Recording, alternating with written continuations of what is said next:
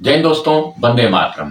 नागपुर की घटना जो थी, जो कि बहुत दयनीय स्थिति में था और भगवान से मनाते हैं कि ऐसा फिर कभी ना हो। लेकिन मैं आपको बता दूं दोस्तों कि नागपुर में जो मुसलमान दरिंदगी कर रहा था, वो एक टीम वर्क के हिसाब से कर रहा था। जी हाँ, टीम वर्क के हिसाब से हो रहा था। पहले से सोची समझी साजिश थी और सभी दंगाइयों को टीम के हिसाब से बांट दिया गया था कि ये काम बांट दिया गया था। जैसे किसी कारखाने में आप जाओगे तो ट्रेड वाइज काम होता है कि कोई लेबर होता है, कोई क्लर्क होता है, कोई ऑफिशियल वर्क होता है, कोई मैनेजर होता है। मतलब हर टीम वाइज काम उनको बांटा गया था। और वो जो था कि कुरान शरीफ को जलाया गया, वो एक बहाना था दोस्तों। मैं आपको आगे बताऊंगा कि टीम वर्क में कैसे काम हो रहा था। लेकिन मैं आपको ये बता दूं कि मस्जिद के से कुछ दूर पे हिंदू बजरंग दल एवं जो विश्व हिंदू परिषद है, उनके द्वारा ये प्रोटेस्ट किया जा रहा था कि औरंगजेब का जो कब्र है उसको हटाया जाए महाराष्ट्र की पावन धरती से। लेकिन उनको तो एक कोई ना कोई नुस्खा खोजना था दंगा करने के लिए। सेम वही कहानी हुआ, पहले से सोची सब्जी प्लानिंग था। उसी भीड़ में से, मस्जिद में से कुछ आदमियों ने ये बोल दिया कि हरे कपड़े में लपेटे हुए कुरान शरीफ को जलाया हिंदुओं ने। ये बोलने के बाद कुछ एक, अब देखिए यहां से टीम वर्क शुरू हो जाता है। एक टीम को आदेश मिलता है, वो जाता है थाना में। थाना में शिकायत दर्ज कराता है कि हमारे कुरान शरीफ को जलाया गया है, जो कि झूठी अफवाह थी एक।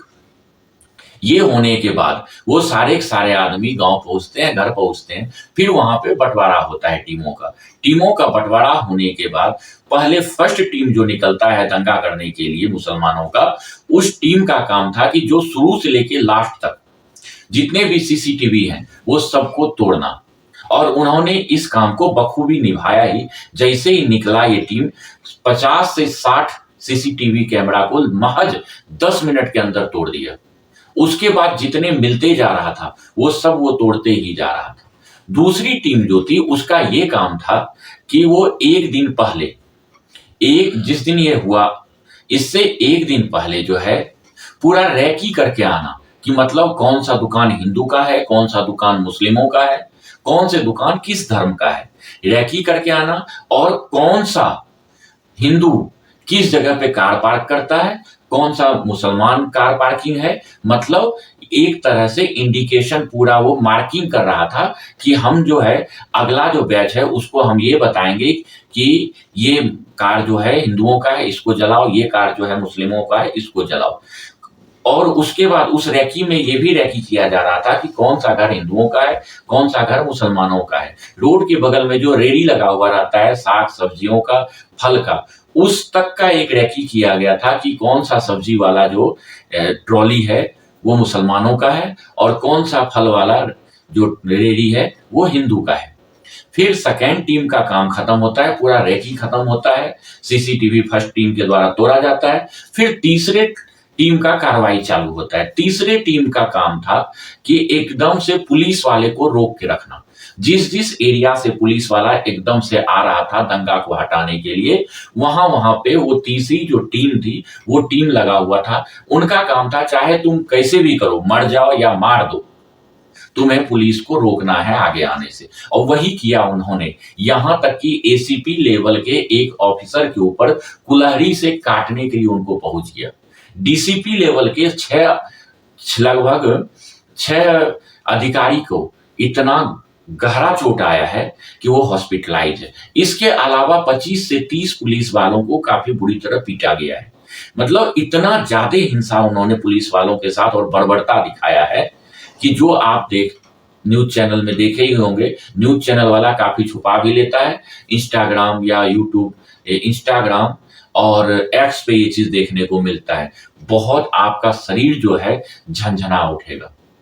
अब हो गया 3 टीम का काम खत्म। चौथा टीम जो आता है उसको निर्देश मिलता है कि जितने भी कार और रेडी वाले हैं इन सबको जलाना है आपको। मतलब जो हिंदू का है सिर्फ उसको जलाना है और जो मुसलमान का है उसको छोड़ देना है। बाकायदा यही हुआ, जबकि वहां पे इस तरह से मार्केट में दुकानें हैं कि अगर 2 दुकानें हिंदू का है तो एक दुकान मुस्लिम का है, उसके बाद एक दुकान सिख का है, फिर मुस्लिम का है, फिर हिंदू का है, मतलब आपस में मिक्स दुकानें थी। और जो एक दूसरे उस दूसरे के साथ पानी से लेके दवा तक आपस में बांटते रहते थे।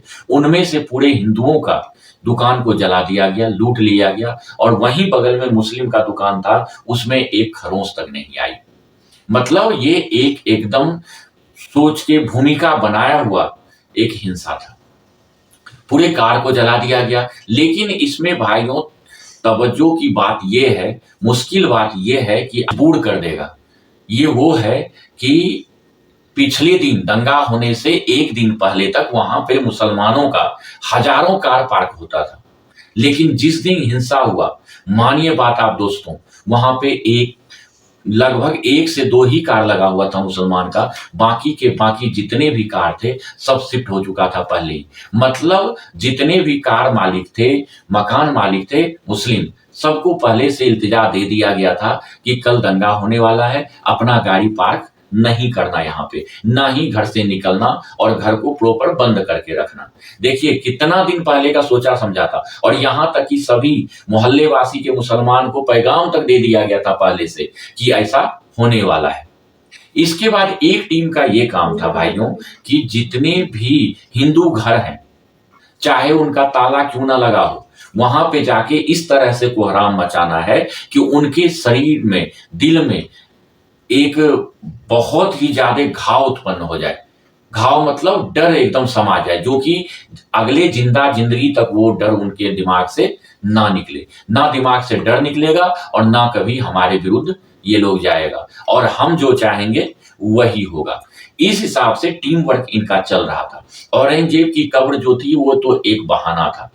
अच्छा, कुछ भाजपा के नेताओं के द्वारा ये कहा गया कि शांति प्रिय नागपुर एरिया में ऐसा हुआ। मतलब नागपुर पहले से ही स्थिर क्षेत्र है, यहाँ कभी कुछ नहीं हुआ। भाइयों मैं आपको नॉलेज के लिए बता दूं, 1920 ईस्वी जब ये भारत आजाद नहीं हुआ था, बंटवारा नहीं हुआ, तो उस समय से नागपुर में दंगा हुआ करता है। उस दंगा के विरोध में हेड गवाह जो कि आरएसएस का संस्थापक था, उसने आरएसएस का संस्थापना जो है नागपुर में इसीलिए किया था कि मुसलमानों को किसी तरह शांत किया जाए।